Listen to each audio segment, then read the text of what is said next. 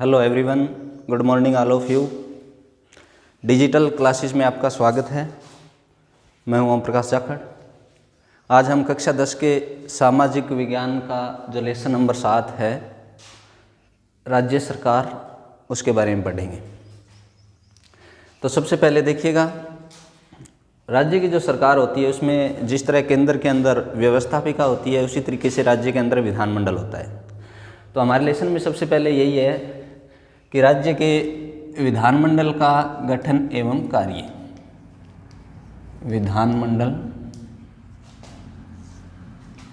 का गठन एवं कार्य। तो देखिएगा, संविधान के अनुच्छेद 168 के अनुसार प्रत्येक राज्य में एक विधानमंडल की व्यवस्था की गई है। संविधान का अनुच्छेद 168 ये कहता है कि भारत के प्रत्येक राज्य में एक विधानमंडल होगा। उस विधानमंडल का गठन राज्यपाल, विधानसभा और कुछ राज्यों के अंदर विधान परिषद, इनसे मिलकर के बनेगा। तो देखिएगा, विधानमंडल,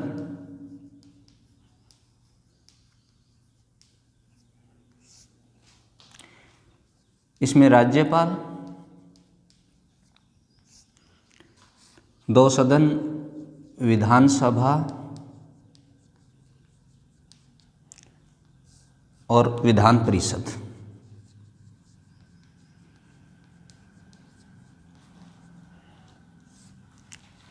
विधानसभा और विधान परिषद। भारत के 7 राज्य ऐसे हैं जिनमें ये विधानसभा और विधान परिषद दोनों सदन पाए जाते हैं। उन 7 राज्यों के उसके बारे में अगर हम बात करें तो वो 7 राज्य है। Number 1 Jammu Kashmir, number 2 Andhra Pradesh, number 3 Telangana, जो आंध्र प्रदेश से ही अलग हुआ था, number 4 Bihar, number 5 Uttar Pradesh, number 6 Karnataka और नंबर 7 महाराष्ट्र।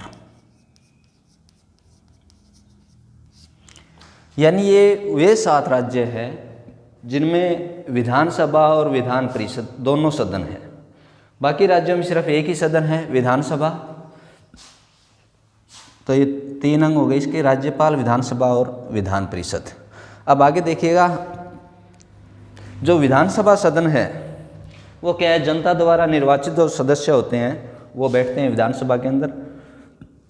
अब आगे हम पढ़ेंगे सदस्य संख्या के बारे में कि विधानसभा के सदस्यों की संख्या कितनी होती है। देखिएगा, विधानसभा के सदस्यों की संख्या, पहला पॉइंट, सदस्यों की संख्या।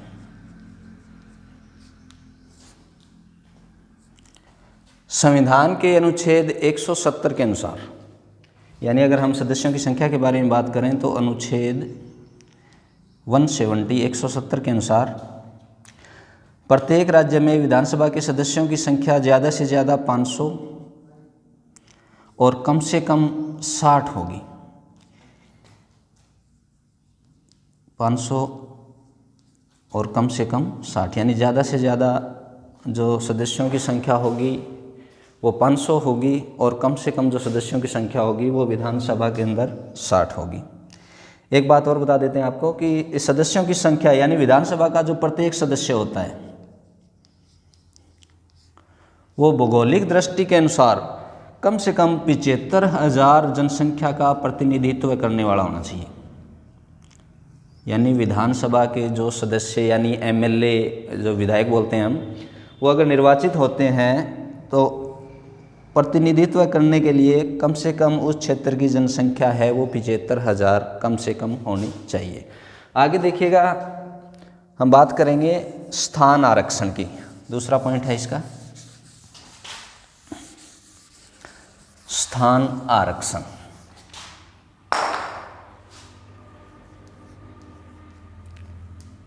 स्थान आरक्षण, यानी आरक्षण के लिए विधानसभा में कितनी सीटों की व्यवस्था की गई है। तो जो एससी और एसटी के लिए जो सीट आरक्षित की जा चुकी है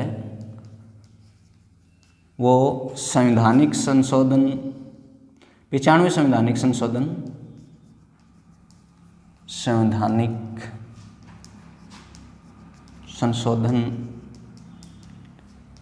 2009 के अनुसार जो अनुसूचित जाति और अनुसूचित जनजाति के लिए जो सीटें आरक्षित की गई थी वो जनवरी 2020 तक थी।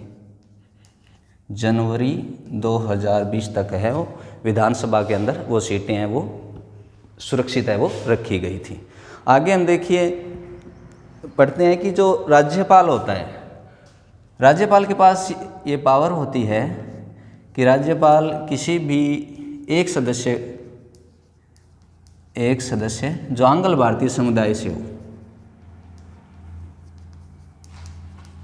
आंग्ल भारतीय समुदाय से हो,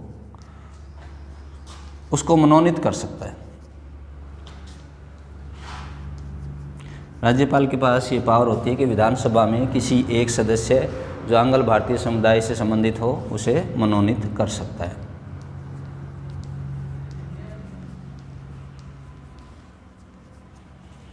ठीक है, अब आगे देखिएगा 3 नंबर जो पॉइंट है निर्वाचन पद्धति, यानी जो विधानसभा के जो सदस्य होते हैं उनका निर्वाचन किस तरीके से होता है, चुनाव किस तरीके से होता है। निर्वाचन, अब देखिएगा जो विधानसभा के सदस्य होते हैं उनका जो निर्वाचन होता है वो जनता द्वारा सीधा प्रत्यक्ष रूप से होता है। तो इनका एक तो प्रत्यक्ष रूप से हो गया, प्रत्यक्ष रूप से, और दूसरा वयस्क मताधिकार द्वारा, वयस्क मताधिकार। वयस्क मताधिकार का मतलब है जिनकी आयु 18 वर्ष से ऊपर हो, और संयुक्त प्रणाली द्वारा इनका चुनाव होता है। संयुक्त प्रणाली द्वारा निर्वाचन होता है। चुनाव जैसे प्रत्यक्ष और अप्रत्यक्ष रूप से अगर हम बात करें प्रत्यक्ष की, तो प्रत्यक्ष जनता है वो सीधे किसी प्रतिनिधि को चुनती है, और अप्रत्यक्ष रूप से वैसे होता है कि जनता किसी प्रतिनिधि को चुनती है और वो प्रतिनिधि फिर दूसरे प्रतिनिधि को चुनता है। तो इनका चुनाव है वो प्रत्यक्ष यानी जनता के द्वारा सीधा, वयस्क मताधिकार जिनकी आयु 18 वर्ष से ऊपर हो गई है, और संयुक्त प्रणाली द्वारा इनका निर्वाचन है वो विधानसभा के सदस्यों का किया जाता है। 4 नंबर पॉइंट ये कहता है कि योग्यता क्या होनी चाहिए, विधानसभा के सदस्यों बनने के लिए योग्यता क्या होनी चाहिए, क्या चीज़ें अनिवार्य है। तो इसके बारे में हम देखें कि सबसे पहले तो वह भारत का नागरिक हो,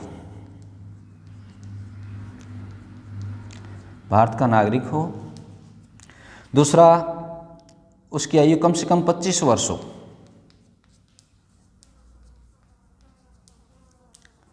आयु इसमें क्या होता है कि विधानसभा के सदस्य बनने के लिए कम से कम 25 वर्ष उम्र होना आवश्यक है। नंबर 3, वह पागल या दिवालिया घोषित न किया जा सका हो, पागल या दिवालिया न हो।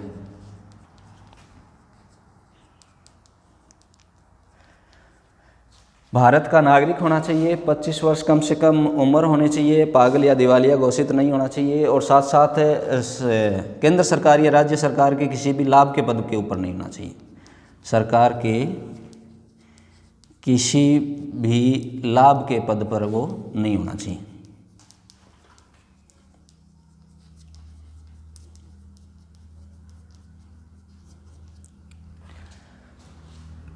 और 5वां है कि जो संसद द्वारा और विधानमंडल द्वारा जो शर्तें बताई गई है उन शर्तों को पूरा करने वाला होना चाहिए, यानी चाहे संसद ने जो शर्तें लागू की है या विधानमंडल ने जो भी शर्तें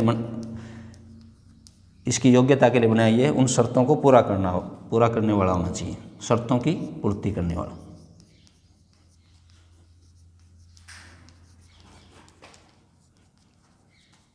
संसद या विधानमंडल के द्वारा जो शर्तें बनाई है उन शर्तों को पूरा करने वाला होना चाहिए। ये योग्यता जरूरी है विधानसभा सदस्य बनने के लिए। भारत का नागरिक हो, कम से कम 25 वर्ष उम्र होनी चाहिए, पागल या दिवालिया न हो, सरकार के किसी भी लाभ के पद पर न हो। इसके साथ साथ संसद या विधानमंडल ने जो शर्तें बनाई है योग्यता के अंदर, उस शर्तों को पूरा करने वाला होना चाहिए। आगे देखिएगा, अगला पॉइंट हम पढ़ेंगे कार्यकाल। 4 नंबर हो गया योग्यता, निर्वाचन हो गया, स्थान आरक्षण हो गया। आगे देखिएगा कार्यकाल।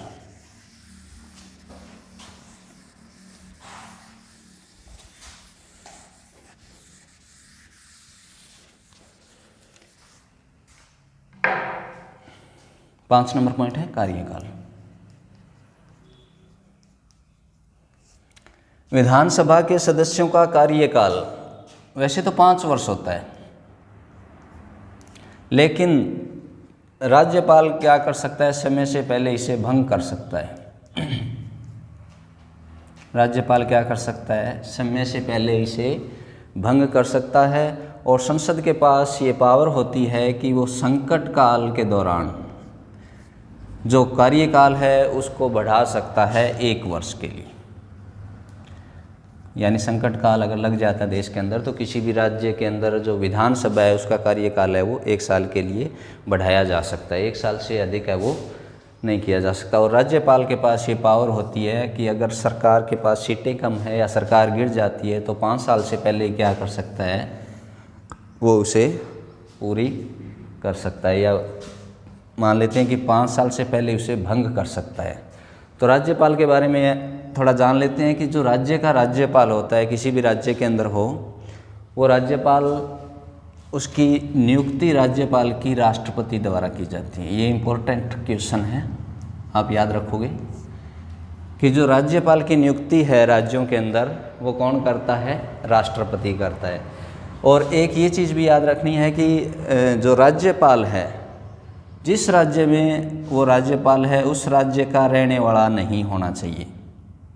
राज्यपाल की नियुक्ति कौन करता है, राष्ट्रपति करता है। और जो राज्यपाल है वो क्या नहीं होना चाहिए, उस राज्य का रहने वाला नहीं होना चाहिए। ठीक है, आगे हम पढ़ेंगे पदाधिकारी के बारे में। पदाधिकारी यानी जो जो विधानसभा होती है उसमें पदाधिकारी कौन कौन होते हैं। तो एक तो होता है अध्यक्ष,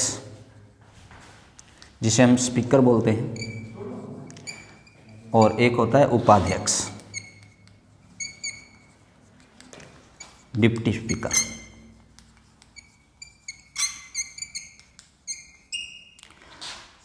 अध्यक्ष और उपाध्यक्ष, तो जो भी प्रस्ताव विधानसभा के अंदर पारित किए जाते हैं वो अध्यक्ष की स्वीकृति से ही किया जाता है। अध्यक्ष और उपाध्यक्ष के पास ये पावर होती है कि वो शांति व्यवस्था बनाए रखें विधानसभा के अंदर, और जो भी भाषण वगैरह देना चाहता है कोई भी विधायक यानी एमएलए, तो वो अध्यक्ष की स्वीकृति के बाद ही दे पाता है। अब देखिएगा ये अध्यक्ष और उपाध्यक्ष बनते कैसे हैं। जो विधानसभा होती है, विधानसभा के जो सदस्य होते हैं, विधानसभा के सदस्य अपने आप में से ही, यानी सभी सदस्य अपने आप में से एक को अध्यक्ष बना लेते हैं और एक को उपाध्यक्ष बना लेते हैं। और इनके हटाने का प्रावधान है वो ये है कि विधानसभा के अंदर विधानसभा में प्रस्ताव स्वीकृत करके सभी सदस्यों के द्वारा प्रस्ताव स्वीकृत करके और 14 दिन पहले अध्यक्ष को हटाना हो चाहे उपाध्यक्ष को हटाना हो, इनको बताना आवश्यक है। और 14 दिन पहले इस प्रस्ताव को स्वीकृत करके विधानसभा में पारित करवाया जाता है। फिर अध्यक्ष और उपाध्यक्ष को उस पद से हटाया जा सकता है। पता है कि जो अध्यक्ष और उपाध्यक्ष है उसको कैसे हटाया जाता है। तो अध्यक्ष और उपाध्यक्ष के बारे में बताया था कि 14 दिन पहले कोई भी प्रस्ताव विधानसभा में स्वीकृत करके अध्यक्ष और उपाध्यक्ष को हटाया जा सकता है। अब देखिएगा अध्यक्ष के अधिकार एवं कार्य, यानी अध्यक्ष के क्या अधिकार है, उनका क्या कार्य है। नंबर 1, वह विधानसभा की बैठकों की अध्यक्षता व सदन की कार्यवाही का संचालन करता है। यानी जो विधानसभा की बैठक है उनकी अध्यक्षता कौन करता है? अध्यक्ष करता है, और सदन की कार्यवाही का संचालन भी अध्यक्ष ही करता है। दूसरा पॉइंट देखिएगा, सदन में शांति व्यवस्था, यानी सदन में शांति व्यवस्था बनाए रखने की जिम्मेवारी भी अध्यक्ष की है कि वो सदन में शांति व्यवस्था बनाए रखे। तीसरा पॉइंट, सदन का कोई सदस्य उसकी आज्ञा से ही भाषण दे सकता है। यानी सदन के अंदर कोई भी सदस्य यानी एमएलए विधायक जो भी है वो क्या होता है कि अध्यक्ष की आज्ञा से ही भाषण दे सकते हैं विधानसभा के जो सदस्य होते हैं। 4 नंबर पॉइंट देखिएगा, असंसदीय या अशिष्ट शब्दों को निकाले जाने का आदेश, यानी अध्यक्ष के पास ये पावर होती है कि कोई भी शब्द असंसदीय या अशिष्ट है तो उनको निकाले जाने का आदेश दे सकता है। 5 नंबर पॉइंट, सदन के नेता के परामर्श से सदन की कार्रवाई का क्रम निश्चित करता है। यानी अध्यक्ष के पास ये पावर होती है कि सदन का जो नेता है उससे परामर्श लेकर सदन की जो कार्रवाई है उसका क्रम निश्चित अध्यक्ष करता है। 6वां पॉइंट देखिएगा, वह प्रश्नों को स्वीकार वह नियम विरुद्ध होने पर अस्वीकार कर सकता है। यानी अध्यक्ष के पास ये पावर होती है कि वह सदन प्रश्नों को स्वीकार भी कर सकता है, और वो प्रश्न अगर नियम विरुद्ध है तो उन्हें अस्वीकार कर सकता है। 7वां पॉइंट देखिएगा, वह मतदान पश्चात परिणाम की घोषणा करता है। यानी कोई भी विधेयक पर अगर मतदान हुआ है तो उससे संबंधित परिणाम की घोषणा अध्यक्ष करता है। 8वां पॉइंट देखिएगा, कोई विधेयक धन विधेयक है या नहीं इसका निर्णय करता है। यानी कोई भी विधेयक है वो धन विधेयक है या उससे अलग है तो इसका निर्णय भी कौन करता है? अध्यक्ष करता है। निर्णायक मत दे सकता है, यानी विधानसभा में अपना निर्णायक मत है वो अध्यक्ष है वो दे सकता है। 10 नंबर पॉइंट है दल बदल याचिकाओं पर निर्णय, यानी दल बदल से संबंधित जो भी याचिकाएं हैं उसके ऊपर निर्णय करने की जो पावर है वो अध्यक्ष के पास है। तो इस तरीके से हम अध्यक्ष के अधिकारियों के बारे में हमने जान लिया, बाकी बात में